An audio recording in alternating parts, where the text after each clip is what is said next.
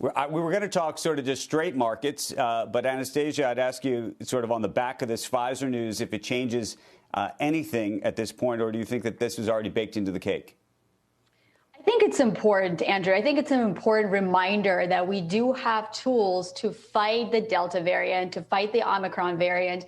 And what's interesting is if you look at the Treasury market, you have the 10-year that's acting like growth is really going to slump next year, whether it's because of Fed tightening or whether it's because of Omicron. So I think today is an important reminder that between vaccines and pills and antibody treatments that are being developed, we have a lot of tools at our disposal. And if you look at where some of the parts of the markets are trading, they're trading like they were in early part of the year where we did not have all these different tools. So I do think that the news this morning on Pfizer pills should help the market sentiment. Gunjan, one of the big issues is we may have tools, but those tools in some cases like this new Pfizer pill may not be available, at least at scale, for 3, 6, 9 months. The question is, does the market see through that while there are real health issues in the meantime? I think when you take a look at last week's stock market action, right, best week since February, it does seem like people are looking through that a little bit. And as Anastasia pointed out, we do have these tools at our disposal. We got some good news regarding or at least some encouraging news regarding the variant last week. Supply chain issues have been easing around the globe. Oil prices have been falling, potentially, providing some good news on the inflation front. So it does seem like people were taking those things in stride.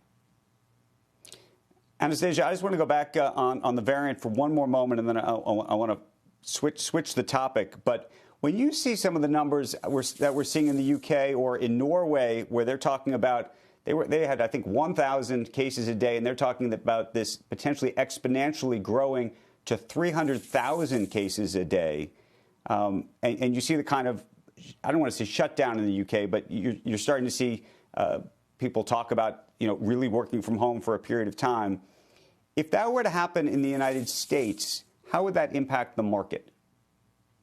Well, I think we all know the answer to that. As a knee-jerk reaction, it would be pretty drastic and severe. And I don't actually think that that would be the base case. But I think we have to go to South Africa, Andrew, and we have to look at what's happened to the cases there. You absolutely see just an exponential surge in cases in South Africa. But if you look at the hospitalization trends, they're still tracking even below some of the Delta hospitalization rates. So I do think that this is a virus that's clearly more transmissible. As the early data shows, it is, I think, 4 times more transmissible, but it doesn't amount to the same level of hospitalizations and ICU occupancy and so on and so forth. So I think the measures that we're likely to take, and even the UK is taking, is on the margin and, to try to slow the spread of it. But it is not putting the same strain on the hospital systems as the prior variant. So I don't think that the government would resort to the wide-scale lockdown. But certainly that would not be priced into the market to date just yet. Gunjan, the next piece is, we talk about the variant, then we talk about the Fed. This is basically all we really talk about is sort of the big levers on the market right now. And I just wanted to ask you what you're hearing in terms of what the investor class is telling you about their expectation about the Fed at this point and how they're investing around that. I mean, that is by far the biggest risk I hear about from investors, right? How will the Fed proceed? We're seeing this massive stimulus come pretty close to an end. And I think the big question after today is, what do the rate hikes look like next year? How many are people forecasting? People are already forecasting them to increase their path of tapering. And I think one warning sign can be found in the bond market. People's interest rate expectations are increasing, but the yield curve has been flattening.